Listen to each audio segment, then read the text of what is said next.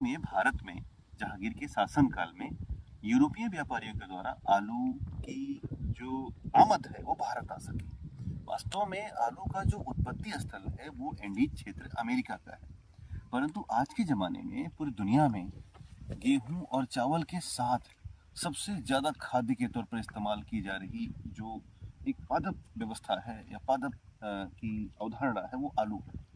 इसे हम सबसे हाइपर क्लास के स्तर पर भी इस्तेमाल कर रहे हैं और सबसे लोअर क्लास के स्तर पर भी इस्तेमाल कर रहे हैं कि आलू के चिप्स जो कि बड़े महंगे होते हैं से लेकर के सामान्य हमारे घर का आलू का भरता जो कि एक सामान्य है वहाँ तक इसका इस्तेमाल कर रहे हैं।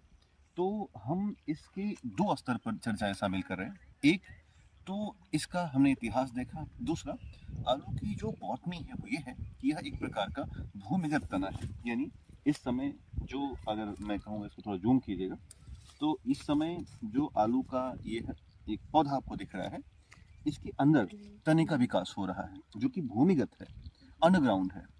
हालांकि इसमें जड़ें भी हैं लेकिन जड़ें थोड़ा और नीचे हैं। समय के साथ जब इसका विकास होगा तो इसमें मिट्टी के साथ जर्मिनेशन हुआ और एक निश्चित तापमान और निश्चित आर्द्रता के आधार पर यह मुश्किल से 60 से 80 दिनों के भीतर अपना उत्पादन देना शुरू कर देती है। इस आलू में नोड और इंटर नोड होना ही ये सबसे बड़ी शर्त है। यह एक तना है।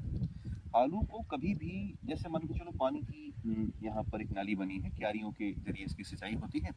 अगर ये धूप में खुला रह गया तो ये धूप में खुला रह करके सूर्य के प्रकाश में अभिक्रिया कर बैठता है और कन्वर्ट हो जाता है क्लोरोप्लास्ट में। यानी कि आमतौर पे आलू ल्यूकोप्लास्ट है और यह स्टार्च का संग्रहण कर रही है, लेकिन सनलाइट के रिएक्शन में यह कन्वर्ट हो रही है क्लोरोप्लास्ट में यानी हरित लवक में।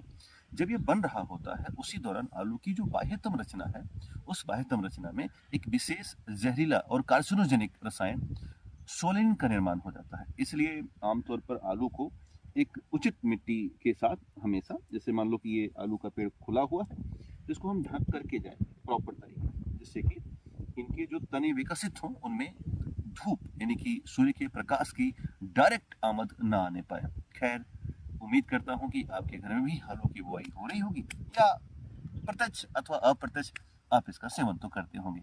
तो मैं ये जानकारी एकदम रूट या एकदम सेंटर पॉइंट से दे रहा हूँ। खैर, बहुत बहुत धन्यवाद। नमस्ते।